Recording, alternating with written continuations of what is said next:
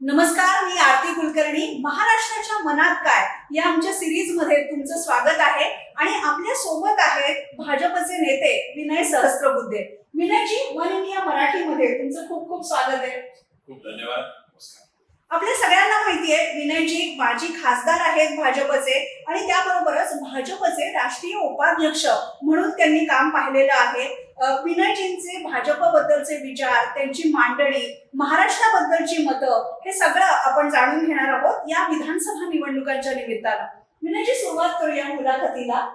खरं तर तुम्ही अनेक निवडणुका पाहिलेल्या आहेत, म्हणजे लोकसभेची, विधानसभेची, वेगवेगळ्या राज्यांची, राज्यसभेची सुद्धा. तुम्हाला महाराष्ट्राची ही निवडणूक कशी वेगळी वाटते? असं की महाराष्ट्राच्या गेल्या 50-60 वर्षाच्या इतिहासामध्ये ही निवडणूक वेगळी आहे. याचं कारण मधल्या काळात राजकीय पक्षांच्या मधल्या ज्या तुटीच्या घटना घडल्या, त्यामुळे विचारधारेपेक्षा वारसदारीच्या मुद्द्यावरती आपल्याला पक्षांची शक्ल झालेली दिसते. आणि ती शक्ल झाल्यामुळे एक प्रकारे मतदारासमोर एकाएकी 6 पर्याय उभे राहिल्यासारखं दिसतं, तरी ते प्रत्यक्षात 2च आहेत, पण पक्ष 6 आहे. आणि अशा पद्धतीने वारसदारीच्या मुद्द्यावर राजकीय पक्षांची फुटतूट व्हावी हे अर्थातच महाराष्ट्राच्या मतदाराला रुचलेलं नाही. त्यामुळे तो कशा पद्धतीने या निवडणुकीकडे बघतो त्याची एक चुणूक, कारण अशा प्रकारची फुटतूट झाल्यानंतर ही पहिलीच निवडणूक. पण मला असं वाटतं की महाराष्ट्राचा मतदार हा अतिशय परिपक्व आहे, प्रगल्भ आहे, आणि तो योग्य पद्धतीने मतदान करेल आणि मूळ पक्षांच्या मागे आपली ताकद होईल. विनयजी, तुम्ही म्हणालात की 6 पक्ष एकाएकी उभे राहिले. खरं तर 2च आहेत.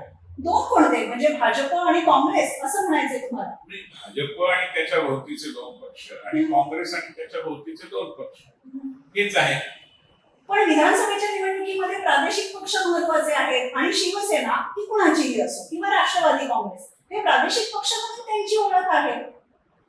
तसाच विचार केल्यानंतर यांनी काही फार मोठं प्रदेशाचं, म्हणजे शिवसेनेचा जन्म मराठी माणूस वगैरे या मुद्द्यावर झाला हे खरं, परंतु शिवसेना सोडली तर राष्ट्रवादी काँग्रेस हा काही प्रादेशिक पक्ष नाही. त्यांच्या आशा आकांक्षा देखील राष्ट्रीय पक्ष होण्याच्या होत्या.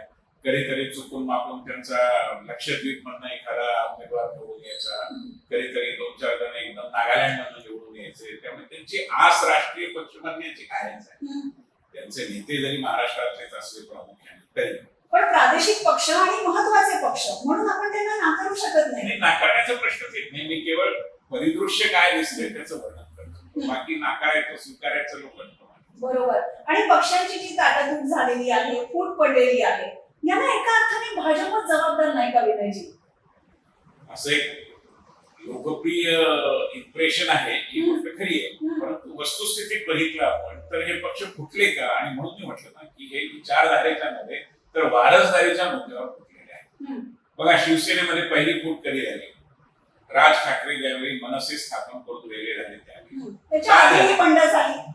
फूट ही पक्षाची फूट म्हणून का झाली? तर राज ठाकरेंना असं दिसायला लागलं की बाळासाहेब ठाकरेंनंतर त्यांचे वारस म्हणून आपल्याला काही पुढे चाल मिळणार नाही, आणि ते त्यांच्या मुलालाच पुढे करतील, उद्धव ठाकरे यांना पुढे करतील. नंतर ज्यावेळी उद्धव ठाकरेंची सत्ता होती त्यावेळी ज्यावेळी एका टप्प्यावरती, म्हणजे असं आहे, आतापर्यंत ठाकरे घराण्याचा काय इतिहास होता, 2019 पर्यंतचा इतिहास होता, तो असा होता की आम्ही कधीही सत्तेत सहभागी होणार नाही आणि आमच्यातला माणूस कधी मुख्यमंत्री होणार. मनात आणलं असं तर बाळासाहेब ठाकरेंनी मुख्यमंत्री होता आलं असतं 1995 मध्ये ज्यावेळी युतीचं सरकार आलं त्यावेळी. पण ते आणि त्यांचे कुटुंबीय हे अधिकृत किंवा औपचारिक सत्तास्थानांपासून दूर राहिले. अनौपचारिक सत्ता होतीच त्यांच्याकडे, त्यामुळे त्यांना सगळ्यात असूनही कशातच नसल्यासारखं एक त्यांचं स्थान, एक निर्लिप्तता, एका वेगळ्या पद्धतीची निर्लिप्तता. ज्या वेळेला आदित्य ठाकरे यांना निवडणूक लढवायला लावण्यात आलं, आणि आदित्य ठाकरे, आपण इतिहास बघा, हे निवडणूक लढवणारे ठाकरे घराण्याचे पहिले. बरोबर. याच्या आधी कुणी लढवली नाही, ठीक आहे लढवली, नंतर मग उद्धव ठाकरे मुख्यमंत्री झाले. त्यामुळे ठाकरे घराण्याचा जो दबदबा होता शिवसैनिकांना त्यालाच कुठेतरी कसर लागली. आणि ज्यावेळी नंतरच्या 2-2.5 वर्षात एकनाथ शिंदे आणि अन्य अनेकांच्या हे लक्षात आलं की उद्धव ठाकरे यांनी आपला पुढचा वारस आदित्यच्या रूपाने निश्चित केला. असं आहे की आपल्या देशामध्ये वडील किंवा आई आमदार आहे किंवा मुख्यमंत्री आहे आणि मुलगा ही देखील आमदार आहे, अशी उदाहरणं बरीच आहेत. बरोबर. पण एकाच वेळी वडील आणि मुलगा हे एकाच मंत्रिमंडळात आहे हे पंतप्रधान नेहरूंनी केलं होतं ज्यावेळी इंदिरा गांधी त्यांच्या मंत्रिमंडळात होत्या. नाही, त्यावेळी इंदिरा गांधी नव्हत्याच, नेहरूंनी देखील हे केलं नाही. या भाऊ आणि मंत्री झाल्या लालबहादूर शास्त्रींच्या काळात. त्यामुळे एक प्रकारे ठाकरे घराण्याने म्हणजे उद्धव ठाकरे यांनी एक नवा इतिहास घडवला. पुढे द्रविड गुणकर कळघमनी त्याची पुनरावृत्ती केली. आपल्याला माहिती की डीएमकेच्या मंत्रिमंडळात वडील आणि मुलगा एकाच कॅबिनेटमध्ये आहे. त्यामुळे हे झाल्यामुळे एकनाथ शिंदे आणि अन्य सर्व सदस्यांना असं वाटणं अगदी स्वाभाविक होतं. बरोबर आहे, पण तुम्ही भाजपचे नेते म्हणून ही मांडणी करताय हे आपण विसरू नये. पण एकनाथ शिंदे जेव्हा शिवसेनेमधून बाहेर पडले आणि मग सरकार बनू लागलं, त्याच्यानंतर अजितदादा बाहेर पडले, तर हे नेते असा दावा करत होते की आमच्या बरोबर महाशक्ती आहे आणि शेवटी भाजपनेच त्यांना बरोबर घेऊन सरकार स्थापन केलं. म्हणजे फक्त मी जे म्हणतेय की फुटीचा दोष जो आहे तो वारसदारीवर जाणार नाही ना, भाजप सुद्धा जबाबदार आहे. असं आहे, ही भूमिका शिवसेनेच्या म्हणजे उद्धव ठाकरे गटाची आणि शरद पवार गटाची असणं अगदी स्वाभाविक आहे, कारण ते आम्हाला येऊन मिळाले. पण मुळात कुठले काय याचा त्यांनी नको का विचार करायला. आज तुम्ही मला दुसरा कोणताही पक्ष सांगा ज्याच्यामध्ये अशी उभी फूट पडली. सामान्यतः मी राजकीय पक्षांचा एक विद्यार्थी या नात्याने अभ्यास करतो त्यावेळी दिसतं की आपल्या देशात 2700 राजकीय पक्ष आहेत. थोडे नाही, त्याला आपण रजिस्टर्ड पॉलिटिकल पार्टी असं म्हणतो. निवडणूक आयोगाच्या वेबसाईटवर बघा, यातले 50 एक पक्ष असेल की जे कुठे ना कुठे मान्यता प्राप्त आहे, राज्य पातळीवर किंवा केंद्रीय पातळीवर. बरोबर, त्यांना एक चिन्ह आहे, मान्यता आहे. बरोबर. यातले जे पक्ष फुटलेले नाहीत असे कोणते असा विचार केला तर कम्युनिस्ट पक्ष एक फूट झाली, ती सोडली तर त्यानंतर फूट झालेली नाही. आसाम गण परिषद फूट झालेली नाही. जनता दल युनायटेड म्हणजे नितीश कुमारांचा पक्ष फूट झालेली नाही. आणि सगळ्यात मोठा पक्ष भारतीय जनता पार्टी. याच्यात काय वैशिष्ट्य आहे? हे चारही पक्ष घराणेबाजीवर चालणारे पक्ष नाही. याउलट जे जे पक्ष फुटले आहेत ते घराणेबाजीमुळे फुटले. तुम्ही याच्यामध्ये राष्ट्रवादी काँग्रेसचाही समावेश करावा लागेल. जर शरद पवारांनी असं जाहीर केलं असतं की माझा वारस हा माझी मुलगीच असेल असं मानण्याचं काही कारण नाही, कोणीही असू शकतं, असं ते नाही म्हणत. मग अजित पवारांना असं वाटणं की मी उभी हयात या पक्षाकरता विचली पण अध्यक्षपद तुम्हाला हुलकावणीच देणार आहे, तर ते फुटले तर त्यांच्या दृष्टीने ते समर्थनीय ठरू शकतं. बरोबर आहे. मुलगी, पुतणे हे सगळं राजकारण महाराष्ट्र बघतोय. कुटुंब कारण आहे, राजकारण आहे, कुटुंब कारण आहे. तुम्ही जो गंभीर आरोप करताय या सगळ्या पक्षांवर आणि पंतप्रधान नरेंद्र मोदी तर वारंवार काँग्रेसवर सुद्धा हा आरोप करतात की एकच घराणं पूर्ण पक्ष चालवतंय. हे जरी खरं असलं तरी हे सगळं पक्षीय राजकारण. पण महाराष्ट्रामध्ये जे सरकार आलं, पक्षांतर बंदी कायद्याचं उल्लंघन झालं, नेमकं कोण पात्र आहे कोण अपात्र आहे याचा निर्णय शेवटपर्यंत लागला नाही, कोर्टानेही दिला नाही. या सगळ्या स्थितीमध्ये महाराष्ट्रामध्ये जे सरकार आहे ते बेकायदेशीर नाही का? मला असं वाटतं की तुम्ही खूप सरधोपट आणि जरा व्यापक विधान करता. अशी काही स्थिती नाही. असं आहे, आपल्या संविधानानुसार पक्षफुटीचे निर्णय घेण्याचं केंद्र हे विधानसभेचे सभापती आहे. त्यांच्या विवेकाने निर्णय तो तुम्हाला मान्य असेल नसेल तो भाग वेगळा, पण त्यांच्या विवेकाने त्यांनी तो निर्णय केला. मी म्हटलं तसं ना की तुम्ही त्याच्याबद्दलचे प्रश्न नसती उपस्थित करू शकता, परंतु तो केला आणि तो मानला पाहिजे, कारण ती घटनेने दिलेली रचना आहे. त्या रचनेला आव्हान दिलं जाऊ शकतं, ते दिलं गेलं आहे. सुप्रीम कोर्टाने निर्णय दिला नाही हा काही कोणा एका पक्षाचा दोष असू शकत नाही. एवढे अत्यंत निस्पृह असे आपले चंद्रचूड साहेब आतापर्यंत आपले सरन्यायाधीश होते, त्यांनाही असं वाटलं असेल की प्रकरण खूप गुंतागुंतीचे, तत्काळ निर्णय देता येणार नाही, त्यामुळे कदाचित त्यांनी दिला नसेल. पण असे निर्णय प्रलंबित असताना तुम्ही एखाद्या सरकारला बेकायदेशीर अशा प्रकारचं लेबल लावता, त्या सरकारवर अन्यायच आहे. खरं म्हणजे जसं तुमच्या शेअर मार्केटमध्ये करेक्शन येतं, म्हणजे वाढलेले भाव किंवा इव्हन रिअल इस्टेट मध्ये म्हणतात लोक की आता करेक्शन येईल. मला असं वाटतं की जे श्रीमान एकनाथ शिंदे यांनी केलं ते एक प्रकारे पॉलिटिकल करेक्शन आहे असं तुमचं म्हणणं आहे, राजकीय सुधारणा आहे. विनयजी, तुम्ही भारतीय जनता पक्ष आणि शिवसेना, बाळासाहेब ठाकरेंची शिवसेना यांची युती सरकारं पाहिलेली आहे, त्यांची युती पाहिली आहे, नेत्यांमधला संवाद पाहिलाय. या सगळ्या पार्श्वभूमीवर तुम्हाला तरी पटतं का की हे जे दावे केले जातात की शिवसेना आमची, राष्ट्रवादी आमची, चिन्ह पण आमचंच, याबद्दल तुमचं काय मत आहे? यात न पटण्याचा आणि पटण्याचा प्रश्न येतोच कुठे. शेवटी मेजॉरिटी कॅरीज द लॉ. जर बहुसंख्येने विधायक म्हणजे आमदार हे जर अजित पवारांच्या किंवा एकनाथ शिंदेच्या पाठीशी असतील आणि मी म्हटलं तसं मी निर्णय करणार कोण आहे, आणि मला बरं वाटणं न वाटण्याचा मुद्दा येतोच कुठे. आणि बाळासाहेब ठाकरेंनी काय किंवा इव्हन खुद्द शरदचंद्र पवार यांनी काय, हा पक्ष माझ्या घराण्याचाच राहील असं कोणी जाहीर केलं? त्यांनी असं कधीच म्हटलं नाही. त्यामुळे त्या पक्षात जाणाऱ्या एकनाथ शिंदेसारख्या किंवा त्या पक्षाची धुरा वाहणाऱ्या अजित पवारांसारख्यांना असं जर वाटलं की आपणही अध्यक्षपदी जाऊ शकतो तर त्यात त्यांची चूक आहे काय?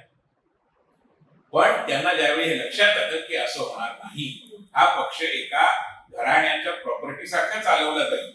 आणि आज मी तुम्हाला लिहून देतो, तुम्ही जर काही मला बॉन्ड पेपरवर लिहून देतो की राष्ट्रवादी काँग्रेस पक्ष, शिवसेना, द्रविड मुनेत्र कळघम आणि तुम्ही सगळ्या घराणेबाज पक्षांची नावं घ्या, याचा 30 वर्षानंतरचा अध्यक्ष कोण असेल जो आज पाळण्यामध्ये झोपलेला आहे.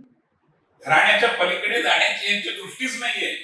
त्यांना हे सगळं का ठेवायचं? मी या विषयात जो काही अभ्यास केला त्याच्या आधारे मी सांगतो, भाजपचा कार्यकर्ता म्हणून नाही सांगत. माझा पीएचडीचा विषय राजकीय पक्षांची तब्येत, स्वास्थ्य, त्यांच्या संरचना हा आहे. आणि त्या आधारे मला निश्चितपणे असं वाटतं की घराणेबाज राजकीय पक्ष हा लोकशाहीचा अपमान आहे. मी आणखी एका छोट्या मुद्द्यावर येतो, थोडं उत्तर लांबत असेल कदाचित. संविधानाने आपल्याला काय सांगितलंय की जन्मावर आधारित उच्च नीचता असता कामा नये. बरोबर. खुद्द डॉक्टर बाबासाहेब आंबेडकरांनी हे वारंवार मांडले आहे. ज्यावेळी तुम्ही पक्षाचं अध्यक्षपद एका घराण्यापुरतच केंद्रित ठेवण्याची वरपांगी लोकतांत्रिक वाटणारी पण अलोकतांत्रिक व्यवस्था करता, त्यावेळी तुम्ही जन्मावर आधारित उच्च नीचतेला महत्व देता. म्हणजे हे घटनेच्या विरोधात आहे. हा खूप गंभीर आरोप आहे तुमचा. घराणेशाही ही राज्यघटनेच्याही विरोधामध्ये आहे. राजकीय पक्षांमधली घराणेशाही ही राज्यघटनेच्या विरोधात आहे. म्हणजे राज्यघटनेचं जे स्पिरिट आहे त्या स्पिरिटला काळीमाप असणार. आता भाजपमधल्या सगळ्या घराणेशाहीवर आपण नको बोलूया, त्याच्यात वेळ नको घालवूया. तुम्ही बोला, माझी काय हरकत नाही. आपण पुढच्या मुद्द्याकडे वळूया आता. विनयजी, लोकसभेची निवडणूक झाली, मध्य प्रदेशची निवडणूक झाली, त्याबरोबरच छत्तीसगडमध्येही झाली, राजस्थानमध्ये झाली, आणि आता महाराष्ट्राची विधानसभा निवडणूक आहे. तुम्ही मध्य प्रदेशमध्ये फिरला होता आणि त्यावेळेस शिवराज सिंग चौहान यांची लाडली बहिणा ही योजना अत्यंत लोकप्रिय झाली. भाजपनं निवडणूक फिरवली असं म्हटलं जातं. महाराष्ट्रामध्ये सुद्धा तुम्हाला हे चित्र दिसतंय का? निश्चितपणे आहे. तर त्याला फिरवली म्हणायचं का पहिल्यापासून ते आहे आणि ते सुरू राहील असं म्हणायचं, हा विश्लेषणाचा विषय. पण एक लक्षात घ्या, लोकसभेच्या निवडणुकीच्या नंतर पहिली गोष्ट अशी की जर आपल्याला असं वाटत असेल की लोकसभा निवडणुकीनंतर एका राजकीय धक्क्यातून स्वतःला सावरण्याकरता ही योजना आणली, तर मला विनम्रपणे सांगायचं की हे चुकीचं. आमच्या पक्षामध्ये सगळ्या मुख्यमंत्र्यांच्या बैठका घेण्याची एक चीफ मिनिस्टर्स कॉन्क्लेव्ह दर 6-8 महिन्यांनी घेण्याची आमच्या पक्षाची पद्धत गेली 10-12 वर्ष. आणि या चर्चेमध्ये काय होतं, ज्यात स्वतः पंतप्रधान हजर असतात. आमचा जो सुशासन विभाग आहे याच्या माध्यमातून हे होतं आणि त्याची जबाबदारी माझ्याकडे असल्यामुळे मी त्याचा प्रत्यक्षदर्शी साक्ष आहे. ज्यामध्ये पंतप्रधानांचा नेहमी आग्रह असतो, पक्ष नेतृत्वाचा आग्रह असतो की एका राज्यात यशस्वी झालेल्या चांगल्या योजनांचं आपण अनुकरण केलं पाहिजे.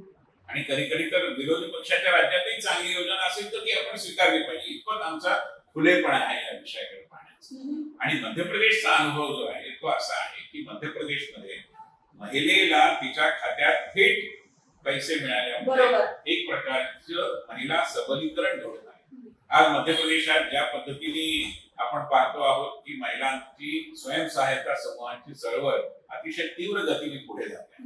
अनेक महिला घरच्यांच्या मुळे येणाऱ्या ज्या मर्यादा आहेत त्या मर्यादा एकदा आर्थिक तुम्हाला थोडीशी उसंत मिळाली की त्या ओलांडता येतात आणि त्या स्वतःहून पुढे येऊन आज द्रोण दिदी बनण्याचा प्रयत्न करतात. पण विनयजी ह्या योजनेवरून बरीच चर्चा झाली. म्हणजे महायुतीने आता असं म्हटलेलं आहे की आम्ही 2100 रुपये देऊ महिलांना, महाविकास आघाडी म्हणते 3000 रुपये देऊ. या सगळ्या चढाओढीमध्ये राज्याच्या आर्थिक स्थितीचं काय, तुम्हाला काय वाटतं?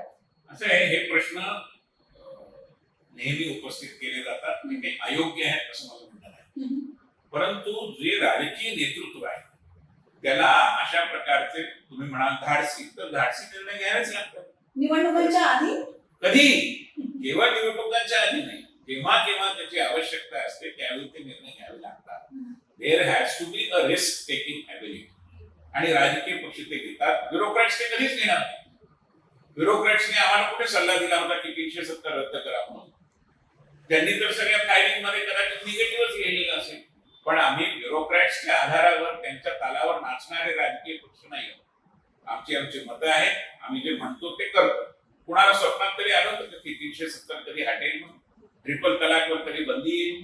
आम्ही ते करून टाकतो. पण विनयजी या निवडणुकीमध्ये लाडकी बहीण हा मुद्दा जसा चर्चेमध्ये आहे, तुम्हाला काय वाटतं या निवडणुकीचं काय वाक्य आहे? म्हणजे महाविकास आघाडी काय म्हणते, महायुती काय म्हणते, एक निरीक्षक म्हणून महाराष्ट्राची ही निवडणूक कशी वाटते? मला असं वाटतं की जे 2019 मध्ये पॉलिटिकल करेक्शन आलं त्याच्यावर ही निवडणूक एक प्रकारे ते अधोरेखित करणारी निवडणूक होणार आहे. आणि याचं कारण तुम्ही लक्षात घ्या, 2019 पर्यंत 95 ते 19 महाराष्ट्राचा जो राजकीय पट होता तो एका शिस्तीने पुढे चाललेला. काँग्रेस आणि त्यांचे पक्ष म्हणजे मुख्यतः राष्ट्रवादी, त्यातही अंतर्विरोध होते. कारण शरद पवारांनी मुळात सोनिया गांधींना ते पद जाणार यातूनच ते वेगळी चूल मांडली. म्हणजे ते एक प्रकारे घराणेशाहीच्या विरोधात होते त्यावेळेची त्यांची विधानं बघितली तर. आणि मग त्यांनी आपली घराणेशाही सुरू केली. पण हे आंतरविरोध त्यांना लसलावं त्यावर मी बोलत नाही. म्हणजे तुम्हाला म्हणायचं एकीकडे आघाडी होती, एकीकडे युती होती. त्यामुळे राजकीय जी काही बांधणी होती ती एक प्रकारे सुविहित आणि एका रचनेच्या दिशेने त्यामध्ये विचारधारेचं महत्व. आता दुर्दैवाने असं झालं की ज्यांनी वक्फला विरोध करायला हवा ते वक्फचं गुणगान करतात. ज्यांनी सावरकरांच्या बद्दलच्या आक्षेपांना म्हणजे बद्दलच्या आक्षेपार्ह विधानांच्या विरोधात एक प्रकारे दंड थोपटून उभं राहायला हवं ते सगळं मूग गिळून गप्प बसताय. त्यामुळे ही जी विकृती निर्माण झाली 2019 नंतर, त्या विकृतीला नाकारणारी ही निवडणूक ठरेल याबद्दल माझं मत आहे. म्हणजे तुमचं म्हणणं आहे की हिंदुत्वाची जी विचारधारा आहे त्याच्याबद्दलची एक विकृती निर्माण झाली आणि पॉलिटिकल करेक्शन तुम्हाला या निवडणुकीमध्ये करायचंय. पण फक्त हिंदुत्वाने महाराष्ट्राचं कल्याण होईल का, राज्याचा विकास होईल का? फक्त हिंदुत्व असं कधीच नसतं. नुसत्या हिंदुत्वाने मेट्रो थोडी झाली असते. मेट्रोच्या विषयामध्ये योग्य ते निर्णय योग्य वेळी घेण्याची हिंमत आम्ही दाखवतो. जलयुक्त शिवार याचा हिंदुत्वाचा संबंध आहे का असं तुम्ही म्हणाल? माझ्या मते आहेच, कारण हिंदुत्वामध्ये लोककल्याणाचीच भूमिका आहे. आणि त्यामुळे जर जमिनीच्या म्हणजे भूगर्भातील पाण्याचा स्तर आपल्याला व्यवस्थित ठेवायचा असेल तर जलयुक्त शिवार सारखी योजना आवश्यक होती, जी वेळच्या वेळी त्यांनी अंमलात आणली. आणि त्यामुळे आज अन्य राज्यांच्या तुलनेत आपली परिस्थिती चांगली आहे. आता पावसाळी सगळं जे काही वातावरण आहे आणि आपण पाहतो आहोत की क्लायमेट चेंजचे जे परिणाम होत आहेत, 4 महिन्यात जो पाऊस पडायला हवा तो 4 दिवसात पडतो. अशा स्थितीत मिलेट सारख्या धान्यांचा उपयोग आपण लागवडी करता केला पाहिजे. ही दूरदृष्टी ठेवून पंतप्रधानांनी मिलेट इयर केलं, भरड धान्यांचा कार्यक्रम दिला आणि मोठ्या प्रमाणात त्याचा प्रचार झाला. ही दूरदृष्टी, हे सुशासन आहे. आमच्या दृष्टीने सुशासन आणि हिंदुत्व यात काही आंतरविरोध नाही, हे काही वेगळं नाही. हिंदुत्वाचं दुसरं नाव सुशासन आहे आणि सुशासनासाठी हिंदुत्वासारखी एक देशप्रेमाची वैचारिक बैठक अत्यंत आवश्यक. म्हणजे सुशासन आणि हिंदुत्व, मग हे हवं असेल तर भाजपला आता पूर्णपणे स्वतःच्या बळावर सरकार स्थापन करता येणार आहे का? आमचा इरादा आहेच ना. प्रत्येक पक्ष स्वतःच्या बळावर आपल्याला सरकार स्थापन करता यावं या आकांक्षेनेच काम करत असतो. आणि आम्ही तर ते त्यात लपूनही ठेवत नाही. आमच्या गृहमंत्र्यांनी सांगितलं की 2029 मध्ये आपण स्वबळावर निवडणूक, ठीक आहे ना, याचं कारण क्रमाक्रमाने आम्ही त्या दिशेने जातो. आम्ही 1995 मध्ये सत्तेत युतीमध्ये आलो आणि 2014 मध्ये शिवसेनेने आमची साथ संगत सोडून दिली होती निवडणुकीच्या आधी. पण मोठा भाऊ कोण आहे त्या निवडणुकीने सिद्धच केलं, त्यानंतर 19 मध्ये सिद्ध केलं. त्यामुळे आमची वाटचाल एक प्रकारे देशात महाराष्ट्रातला सर्वाधिक ताकदीचा पक्ष या दिशेने होण्याकडे चाललेलीच आहे आणि ते होईलच. नाही, सर्वाधिक ताकदीचा पक्ष भाजप बनवूही शकेल, पण सरकार कसं येणार असंही म्हटलं जात आहे विनयजी. आज नाही येणार, उद्या येईल, परवा येईल. अच्छा, पण असंही म्हटलं जात आहे की एकनाथ शिंदेच्या बरोबर तुम्हाला जर सरकार स्थापन करावं लागलं तर बऱ्याच तडजोडी कराव्या लागतील. तुम्ही अजितदादांना बरोबर घेऊन सरकार स्थापन केलं, याबद्दल भाजपचे मतदार, राष्ट्रीय स्वयंसेवक संघाचे लोक हे नाराज आहेत. या सगळ्यांना भाजप कसं उत्तर देणार? It's a thing of the past. Ajitdada यांच्या बरोबर एका विशिष्ट शेवटी धर्म असतो आणि काही आपद्धर्म असतो. आपद्धर्म म्हणून यावेळी त्यांनी आणि तसंही बघितलं ना तर युतीच्या राजकारणात अशी काही एंट्रन्स टेस्ट द्यावी लागली. शेवटी ते आमच्याकडे आले याचं कारण त्यांना आमचं सरकार, आमच्या विचारधारा यात काही तथ्यांश वाटला. शतप्रतिशत नसेल जमलं, आम्हालाही सगळं त्यांचं शतप्रतिशत मान्य असायला थोडीच अट असते. अटल बिहारी वाजपेयींनी अनेक आंतरविरोध असलेल्या पक्षांची मोठ बांधली होती. आम्ही यात वाकबगारच आहोत. याचं कारण युतीच्या राजकारणात युती धर्म हा महत्वाचा. तुम्ही वाजपेयींचं राजकारण पाहिलंय, अडवाणींचं पाहिलंय आणि आता राज्यामध्ये भाजपचं जे राजकारण चाललंय तेही तुम्ही बघताय. चर्चा अशी आहे की जर भाजप सिंगल लार्जेस्ट पार्टी झालं तर देवेंद्र फडणवीस पुन्हा एकदा मुख्यमंत्री होऊ शकतात. एकनाथ शिंदे आणि देवेंद्र फडणवीस यांच्यामध्ये एक स्पर्धा चालली आहे मुख्यमंत्री पदासाठी. भाजपमध्ये काय वातावरण आहे? असे हा तुमचा कयास आहे, परंतु प्रत्येकालाच माहिती आहे ना की शेवटी निवडणुकीनंतर, आणि काल अमित शहानी अत्यंत स्पष्टपणे सांगितलंय की निवडणुकीनंतर ते एकत्र बसतील, सामोपचाराने आम्ही सगळ्या प्रश्नांचा सोक्षमोक्ष लावू, त्याच वेळी ठरेल कोण मुख्यमंत्री होणार. पण भाजप आता तडजोडी करायला तयार आहे का? तर भाजपला आता स्वतःच सरकार हवंय महाराष्ट्रामध्ये. मला असं वाटतं की या विधानावर पुन्हा स्पष्टीकरण देण्याची गरज नाही की तिन्ही पक्ष एकत्र बसतील आणि सामोपचाराने निर्णय घेतील. याचा जो अर्थ तुम्हाला वाटतो तो अर्थ तुम्ही माना. विनयजी, तुम्ही भाजपचे ज्येष्ठ नेते आहात आणि राष्ट्रीय स्वयंसेवक संघाचं राजकारण सुद्धा तुम्ही पाहिलेलं आहे. राष्ट्रीय स्वयंसेवक संघाला आता 100 वर्ष होत आहेत. या सगळ्या पार्श्वभूमीवर भाजपचं अध्यक्षपद कोणाकडे जावं असं तुम्हाला वाटतं? असे भाजपचं अध्यक्षपद हे नेहमीच कार्यकर्त्याकडे गेलं. बरं, पुन्हा मी तो मुद्दा मांडू इच्छितो की आमच्याकडे आज सध्या श्रीमान प्रकाश नड्डा आमचे अध्यक्ष आहेत. त्यांच्या मुलाला त्याच्या स्वप्नातही कधी वाटलं नसेल की तो अध्यक्ष होऊ शकतो. कारण आमच्याकडे अध्यक्षपद घराणेशाहीवर नाही आणि त्यामुळे ज्यांना राजकीय कामामध्ये संघटनात्मक अनुभव मोठा आहे, जे कार्यकर्तेपणातून पुढे हळूहळू वर आलेले आहेत, असेच आमचे सगळे अध्यक्ष होते. पण अमित शहा जयेश शहा वेगवेगळ्या ठिकाणी राजकारणात नाही, राजकारणात नाही, पक्षीय राजकारणात नाही, पक्षात नाही. बाकी त्यांनी त्याचं करिअर कसं करावं हा त्याचा प्रश्न. ती घराणेशाही नाही. ऑफकोर्स नाही, ऑफकोर्स नाही. म्हणजे तुम्ही प्रत्येकाला आमचं तर पुढे जाऊन मी तुम्हाला तुमच्या मनातला प्रश्न ओळखून मी आधीच उत्तर देतो की घराणेशाही ही तुमचे आई वडील काका कोणीतरी राजकारणात आहे आणि म्हणून तुम्हाला तिकीट दिलं जातं असं जे लोकांना वाटतं, त्या पद्धतीचा घराणेशाहीचा विषय नाही. असं तर होणारच. एखाद्याचा मुलगा आहे किंवा वडील आहे म्हणून त्याला तुम्ही तिकीट का नाकारा? त्याचं जर काम असेल त्याच्या मतदारसंघामध्ये तर तुम्हाला तिकीट द्यायला पाहिजे. शेवटी पक्ष हा विजयी होण्याकरता राजकारणात उतरलेला आहे, निवडणुकीत उतरलेला आहे. त्यामुळे विजयाची शक्यता हा एक प्रधान मुद्दा असतो, महत्वाचा मुद्दा असतो. पण घराणेशाहीचा आमचा अर्थ असा आहे की ज्यावेळी राजकीय पक्षाची सगळी सूत्र एकाच घराण्याकडे वंश परंपरेने राहतात त्याला म्हणतो घराणेशाही. लोकसभेमध्ये जेव्हा पंतप्रधान नरेंद्र मोदी विरुद्ध हायपर लोकल अशी एक निवडणूक आपल्याला बघायला मिळाली, म्हणजे महाराष्ट्रातले खासदारकीचे उमेदवार विरुद्ध नरेंद्र मोदी. विधानसभा निवडणुकांमध्ये सुद्धा आता नरेंद्र मोदींच्या सभा सगळीकडे सुरू आहेत. झारखंडमध्ये, महाराष्ट्रात योगी आदित्यनाथ यांच्या सुद्धा सभा आहेत. तुम्हाला काय वाटतं नरेंद्र मोदींच्या एकूण व्यक्तिमत्वाची छाप या निवडणुकीवर कशी पडेल? असे नरेंद्र मोदी हे गेली 10 वर्ष आपल्या कर्तृत्वाने सिद्ध झालेल्या नेतृत्वाचं प्रतीक आहे आणि अनेक गोष्टी ज्या अंमलात येतील का नाही असं वाटत होतं. मी तुम्हाला उदाहरण देतो, मोदींचा विषय म्हणून ते देणं आवश्यक आहे. अनेक वर्षे आपण इंदिरा आवास योजनेची चर्चा आहे आणि आता प्रधानमंत्री आवास योजना आहे.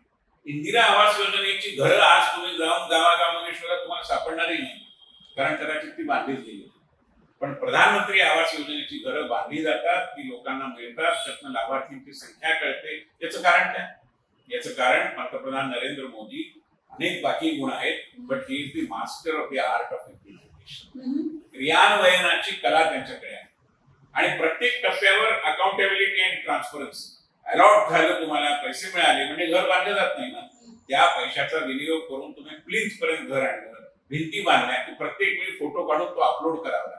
बाप दाखव नाही तर श्राद्ध कर. बरोबर, ही पारदर्शकता आहे. पण नरेंद्र मोदींच्या योजना असोत किंवा कुठल्याही सरकारच्या योजना असोत, त्यामध्ये त्रुटी असतात, त्याच्यावर वेगवेगळे आक्षेप घेतले जातात. मी मोदींच्या व्यक्तिमत्वाबद्दल तुम्हाला विचारते, याचं कारण लोकसभेमध्ये कुठेतरी ते झापडलं गेलं. त्या निकालामध्ये फक्त मोदींच्या जीवावर भाजपला बहुमत मिळवता आलं नाही. असं मानण्याचं कारण नाही की ते झाकोळलं गेलं. बहुमत मिळालं नाही. यावरून तुम्ही एकदम निष्कर्ष काढण्यासाठी घेऊन one should not jump to the conclusion. मुद्दा एवढाच आहे की भारतीय जनता पार्टीच्या संघटनेमध्ये कार्यकर्त्यांमध्ये थोडासा अति आत्मविश्वास निर्माण झाला त्या 400 पारच्या घोषणेमुळे. राम मंदिराची नुकतीच रचना झालेली होती, त्यामुळे असं वाटलं की लोक आता अनुकूलतेने भरभरून आपल्या डोळ्यामध्ये दान टाकतील आणि तसं कधी कधी होतं की थोडी शिथिलता येते. आता त्या लोकसभेच्या निवडणुकीत आपल्या शिथिलतेचे काय परिणाम झाले हे कार्यकर्त्यांना उमजलंय, आमच्या समर्थकांना उमजलंय.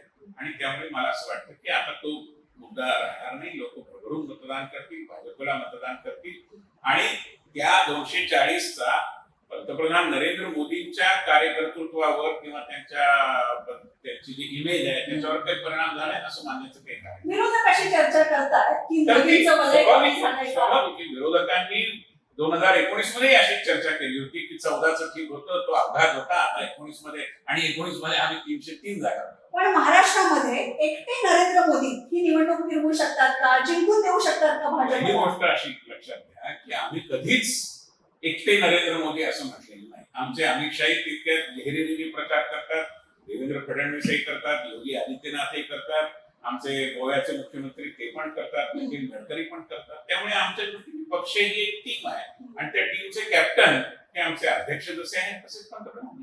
तुम्ही त्याच्याकडे टीम म्हणून बघता, पण बऱ्याच नेत्यांमध्ये मतभेद असल्याच्या सुद्धा चर्चा आहे. टीम मध्ये मतभेद असणं स्वाभाविक आहे, पण टीम स्पिरिट काय आहे?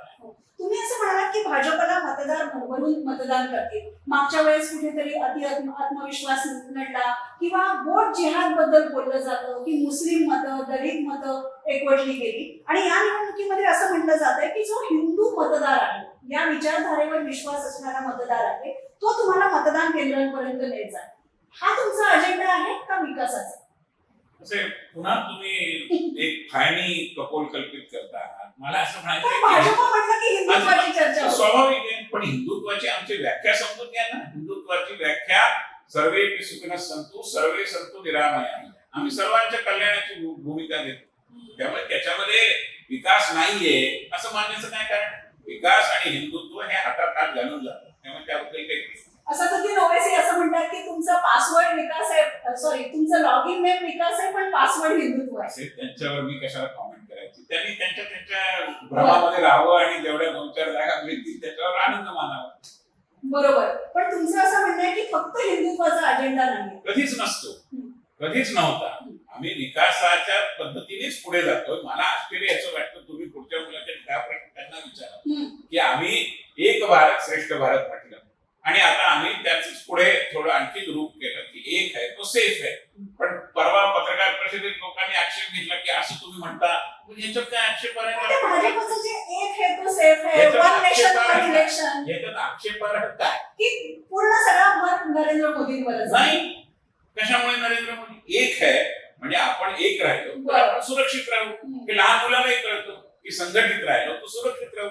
डॉक्टर बाबासाहेब आंबेडकरांनी सांगितलं की शिका, संघटित व्हा आणि संघर्ष करा. संघटनेचं महत्व आम्ही डे 1 पासून ओळखतो. त्यामुळे समाजाला संघटित करण्यासाठी आम्ही एक होण्याची साथ घातली तर विरोधकांना पोटशिवता उठावा मला काय कळतं.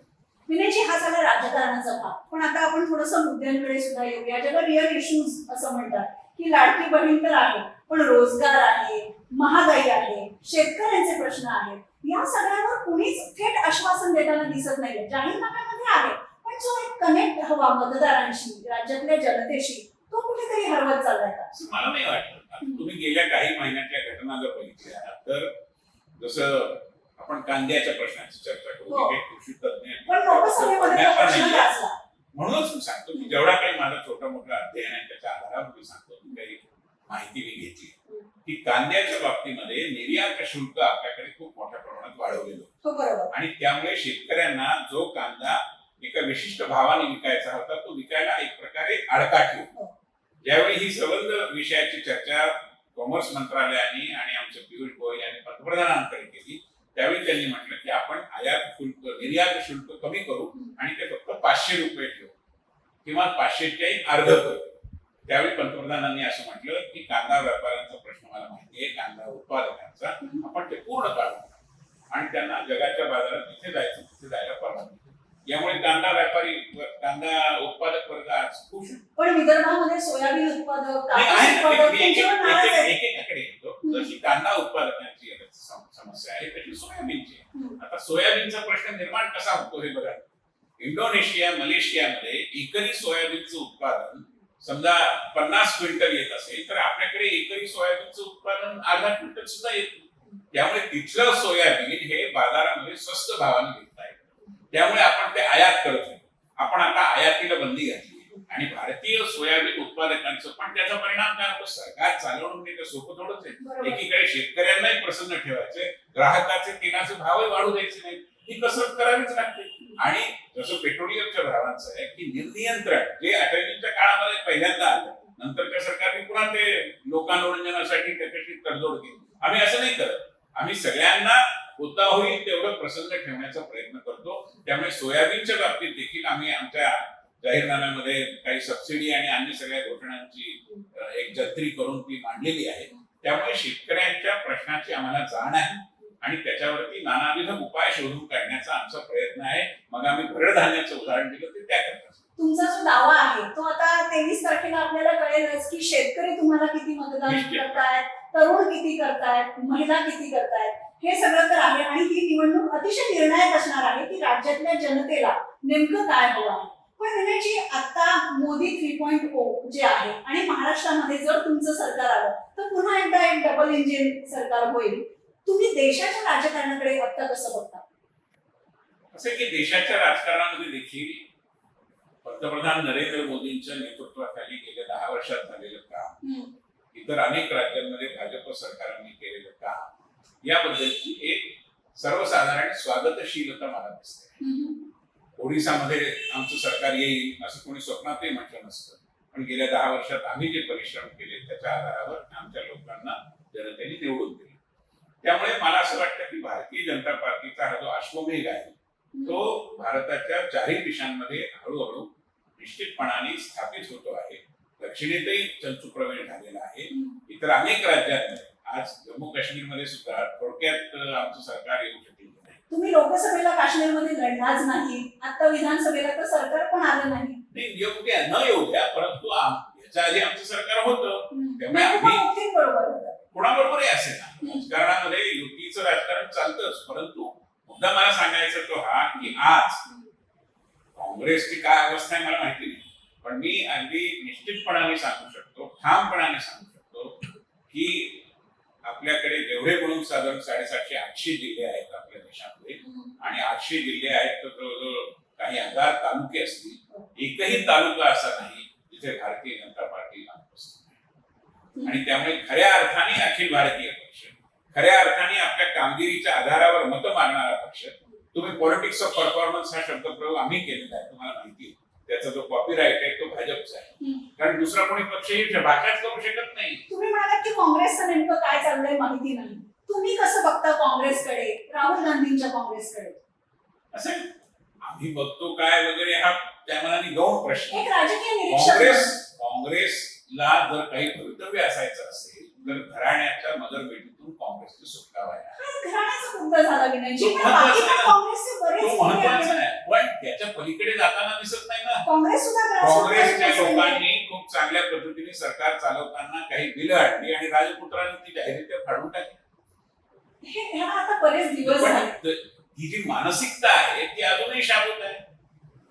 पण असं म्हणतात की काँग्रेसने देशातली लोकशाही टिकवली, व्यक्ती स्वातंत्र्य टिकवलं, संविधानाचं रक्षण केलं आणि लोकसभेमध्ये याच नॅरेटिव्हचा तो फटका बसला भाजपला. असे काँग्रेसच्या झोळीमध्ये तुम्ही हे सगळं श्रेयदान करायचं ठरवलं असेल तुम्ही काय बोलणार, परंतु असं कोणता एक पक्ष करू शकत नाही. काँग्रेसने या लोकशाहीचं म्हणजे गळा घोटण्याचं कामही केलं होतं हे आपल्याला माहिती आहे.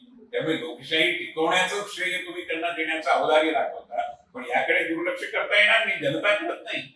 काँग्रेसची प्रवृत्ती आहे इमर्जन्सी आणण्याची, बाकी कुठल्या पक्षाने हे प्रकरण केलेले नाही. आणि मी म्हटलं तसं की संविधानाच्या मूळ तत्वांना ज्यांनी आरकाळ फासला, जन्मावर आधारित उच्चनिश्चितेला महत्व देतो, ते संविधान पालखीमध्ये घेऊन जरी नाचले तरी त्यांची या विषयातली विश्वसनीयता काय आहे हे जनता ओळखते. काँग्रेस म्हणजे आणीबाणीचं जे पर्व होतं ते खरोखरच भारतीय लोकशाहीचं एक काळं पर्व होतं. पण भाजपवर सुद्धा हा आरोप केला जातो की भाजपमध्ये हुकुमशाही आहे, पंतप्रधान नरेंद्र मोदींच्या नंतर भाजपचं नेतृत्व कुणाकडे जाणार, मग देशाचं काय होणार? ही चर्चा प्रत्येक राजकीय पक्षात होतच असते. नेहरू नंतर कोण असा प्रश्न त्यावेळी झाला. आमच्याकडे एक अटल बाकी शटल असं आम्हाला इंदिरा गांधींनी भर लोकसभेमध्ये म्हटलं. त्यामुळे असं विरोधक आरोप करतच असतात. आमच्याकडे लोकतांत्रिक रचना आहे, नेत्यांचा सुकाळ आहे, दुष्काळ नाही आमच्याकडे, आणि त्याच ताकदीचे अनेक नेते आमच्याकडे आहेत. आता आमचे नेते निश्चितपणाने नरेंद्र मोदी हे आहेत आणि त्यांच्या नेतृत्वाखाली आमची टीम काम करते. याच्यात कुणाला जर पोटशूळ असेल किंवा पोटदुखी असेल त्याला आम्ही काय करू? पोटदुखीचा विषय आहे. तुम्हाला पुढचं नेतृत्व कोणाकडे असणार हा प्रश्न. भरपूर नेते आहेत रांगेमध्ये. Second line of command is ready. So त्याची जी काही चिंता करायची तो आमचा पक्ष करेल. बाकीच्यांनी चिंता करावी एवढं काही परिस्थिती आवडत. मग सेकंड लाईन इन कमांड मध्ये देवेंद्र फडणवीसांकडे सुद्धा पाहिलं जात आहे. आणखीही काही नावं चर्चेत आहेत. 50 नाव घ्या तुम्ही, कारण की सगळेच तितकेच मातबर नाव आहेत आमच्याकडे. आमच्याकडे मुख्यमंत्री आहेत तसे माजी मुख्यमंत्री आहेत, मंत्री आहेत तसे माजी मंत्री आहेत. त्यामुळे आमच्याकडे काही तुटवडा नाही. आणि भाजपचे ज्येष्ठ नेते आणि महाराष्ट्रातले एक नेते म्हणून तुम्हाला काय वाटतं, महाराष्ट्राची धुरा कुणाकडे जायला पाहिजे, कोण मुख्यमंत्री व्हायला पाहिजे? आता या प्रश्नाचं व्यक्तीचं नाव घेऊन उत्तर देणं म्हणजे एका वादाला तोंड फोडणं होत आहे. आम्ही तिन्ही राजकीय पक्ष एकत्रितपणे काम करतो आहोत आणि तिन्ही राजकीय पक्षांच्या एकत्रित विवेक शक्तीवर माझा विश्वास आहे. पण मी भाजपबद्दल बोलते. त्यामुळे भाजपचं आत्ताच आमचं नेतृत्व हे देवेंद्र फडणवीसांकडे आहेच. त्यामुळे त्या प्रश्नाचं उत्तर आधीच दिलेलं आहे. यापेक्षा वेगळं उत्तर देण्याची म्हणजे देवाभाऊ ही जी पोस्टर्स लागली आहेत तर देवेंद्र फडणवीस महाराष्ट्राचे मुख्यमंत्री होऊ शकतात जर महायुतीचं सरकार आलं तर. 3 नेते ज्यावेळी एकत्र बसतील त्यावेळी जर त्यांचं नाव आलं तर ते नक्की होऊ शकतं. बरोबर. विनयजी, खूप वेळा तुमच्याशी राजकारणाबद्दल बोललेलो आहोत आणि वेगवेगळ्या निवडणुकांच्या निमित्ताने बोललोय. पण विनय सहस्त्रबुद्धे हे उत्तमच्या रामभाऊ म्हाळगी प्रबोधिनीचे संस्थापक संचालक आहेत आणि तिथे सुद्धा वेगवेगळे सामाजिक उपक्रम, राजकीय उपक्रम राबवले जातात आणि जे तरुणांचं काम चाललेलं आहे त्याकडे विनयजींचं खूप लक्ष असतं. हे मला फार भावतं. वन इंडिया मराठीशी बोलल्याबद्दल खूप खूप धन्यवाद सर. आणि तुमच्यासारख्या नेत्यांच्या अनुभवाचा फायदा महाराष्ट्रालाच होणार आहे हा विश्वास आहे. विनयजींनी आत्ताचे मुद्दे मांडले त्याच्याबद्दल तुम्हाला काय वाटतं कमेंट्स मध्ये नक्की लिहायला विसरू नका. आणि त्याबरोबरच वन इंडिया मराठी हे आमचं चॅनेल लाईक करा, शेअर करा, सबस्क्राईब सुद्धा करा.